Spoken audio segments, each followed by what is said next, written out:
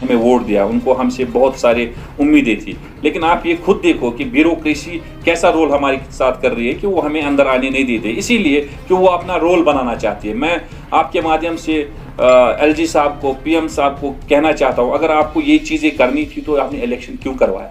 यहाँ की ये जो हमारी हिंदुस्तान की सरकार है, जो हमारे प्राइम मिनिस्टर साहब बड़े बड़े दावे कर रहे थे इस बात को लेके कि यहाँ नया कश्मीर होगा, नया विकास होगा, लेकिन अब मुझे ये कहीं नजर नहीं आ रहा है। दिखाना चाहते हैं बाहर कि कश्मीर के लोग हमारे साथ है।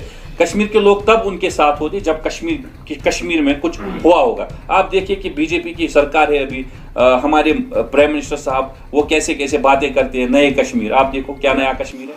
तो मैं आपको ये बताना चाहता हूँ कि आपने सवाल सही पूछा मुझसे कि आप लोगों ने क्या किया। एक साल होने को है, लेकिन जब ये इलेक्शन यहाँ हमारे रियासत ने यहाँ इलेक्शन डीडीसीज के यहाँ पहली बार हुए, जब उन्होंने यहाँ कंसेप्ट लाया डीडीसी का, तो उन्होंने जब ये बताया कि 3 टियर पंचायत को हम कितना मतलब ये करेंगे, लेकिन उसके बावजूद जब हम आज 8 महीने से हमें देख रहे हैं कि ये सिर्फ हिंदुस्तान के यहाँ हमारे वजीर आजम है जनाब नरेंद्र मोदी जी, ये सिर्फ उसके खोखले दावे थे और कुछ नहीं है। हमें सिर्फ यहाँ उसको क्या बोलते हैं, मैं क्या आपको बोलूँगा, हमें क्या यहाँ रखा है। जब हमें कोई किसी काम के लिए एक डीसी श्रीनगर के पास या किसी ऑफिसर के पास जाना होता है, हमें वहाँ 2 घंटे दरवाजे पे वेट करना पड़ता है। हम थोड़ी हमें लोगों ने रिप्रेजेंट किया है, लोगों ने हमें वोट दिया, उनको हमसे बहुत सारे उम्मीदें थी, लेकिन आप ये खुद देखो कि ब्यूरोक्रेसी कैसा रोल हमारे साथ कर रही है कि वो हमें अंदर आने नहीं देते, इसीलिए कि वो अपना रोल बनाना चाहती है। मैं आपके माध्यम से एलजी साहब को, पीएम साहब को कहना चाहता हूँ, अगर आपको ये चीज़ें करनी थी तो आपने इलेक्शन क्यों करवाया? मैगडमाइजेशन तो ये तो चलता रहता है, मैगडमाइजेशन सिलसिला आपने देखा होगा कि बंद नहीं हुआ, लेकिन जब हम रिप्रेजेंट इलेक्शन जीत के आए, हमने लोगों को बताया हाँ जी ये कोचा हम ठीक करेंगे, ये गली हम ठीक करेंगे, ये नाला हम ठीक करेंगे, लेकिन जब हमें पैसे वागुजार हुए ही नहीं, जब हमारी बात कोई सुनता ही नहीं, जब हम डीडीसी है ही नहीं, तो हम कौन सी डेवलपमेंट करेंगे? यहाँ सब ये खोखले दावे है। जब तक यहाँ की ये जो हमारी हिंदुस्तान की सरकार है, जो हमारे प्राइम मिनिस्टर साहब बड़े बड़े दावे कर रहे थे इस बात को लेके कि यहाँ नया कश्मीर होगा, नया विकास होगा, लेकिन अब मुझे ये कहीं नजर नहीं आ रहा है। मैं आपको बताऊंगा ग्राउंड लेवल पे सिर्फ खोखले वादे, झूठ, इसके सिवा कुछ नहीं। बताओगे आप क्यों? जैसे कि मैं आपको बताऊंगा, इलेक्शन हुए, कैंपेन आपने देखी होगी, दावे आपने देखे होंगे, यहाँ बाहर के यूनियन मिनिस्टर्स कैंपेन चलाने आए बीजेपी के, उन्होंने क्या क्या बताया कि 3 टियर पंचायत को हम कितना मतलब ये करेंगे, लेकिन ऐसा कुछ हुआ ही नहीं। इनको इस सिर्फ मैं आपको आपके माध्यम से अपने प्राइम मिनिस्टर साहब को, एलजी साहब को कहना चाहता हूँ कि उन्होंने सिर्फ ये एक एनालिसिस के लिए इलेक्शन लड़ा था।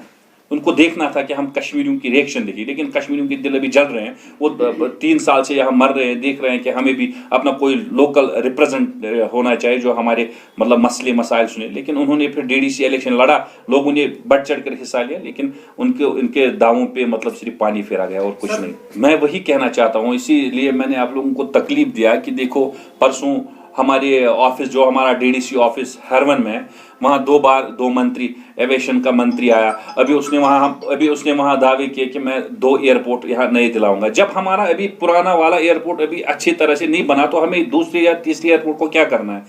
उसके बाद हमारा ये टूरिज्म का मंत्री जी आए वहाँ, तो उसने वहाँ बहुत सारे दावे किए, लेकिन ये दावे होते हैं, उनको सिर्फ पब्लिक गैदरिंग होनी चाहिए। वो दिखाना चाहते हैं बाहर कि कश्मीर के लोग हमारे साथ है। कश्मीर के लोग तब उनके साथ होते जब कश्मीर में कुछ हुआ होगा। आप देखिए कि बीजेपी की सरकार है अभी, हमारे प्राइम मिनिस्टर साहब वो कैसे कैसे बातें करते हैं, नए कश्मीर, आप देखो क्या नया कश्मीर है।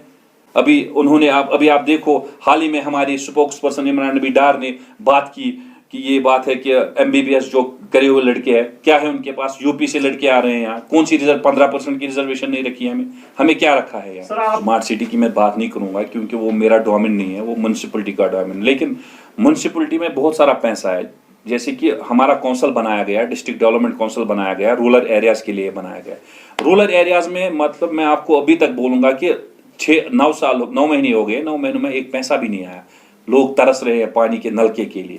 देखिए इमरान भाई, मैं आपको ये बताना चाहता हूँ, जो वो अल्ताफ़ साहब ने शेर कश्मीर शेख मोहम्मद अब्दुल्ला के खिलाफ जो उसने बोला, पहले मैं आपको ये बताऊंगा, जो ये दुनिया छोड़कर चला गया, अभी मैं बोल रहा हूँ, मैं अभी आपके सामने बोल रहा हूँ, ये मुझे ये हक सिर्फ यहाँ सिर्फ शेख मोहम्मद अब्दुल्ला साहब ने ये दिया। डेमोक्रेसी हर एक चीज़ यहाँ उसी का देन है। आप मुझे बताएं, अल्ताफ साहब कल पीडीपी में थे, कल तक वो वहाँ फाइनेंस मिनिस्टर थे, तो आपने उसी बयान में सुना होगा, वो बोल रहा था महबूबा जी के बारे में, उसने बोला वो शेरनी है, वो पहले अपने बच्चों को खाती है। उसका जो स्टेटमेंट है, मैं आपको अभी बताऊंगा कि वो अभी सियासतदान नहीं है, वो बिजनेसमैन है, वो बिजनेस की तरह ही बयान देते हैं। आगे अगर मैं आपको बताऊंगा कि हम एक हफ्ता, हमने ड्यूकाम साहब को भी चिट्ठी लिखी हुई है, हम एक हफ्ता की मोहलत हमने उनको दी है। एक हफ्ते के बाद हम एलजी के पास भी रिज़ाइन डालेंगे और ड्यूका हमारा रिज़ाइन हो, क्योंकि हम लोगों को धोखा नहीं दे सकते।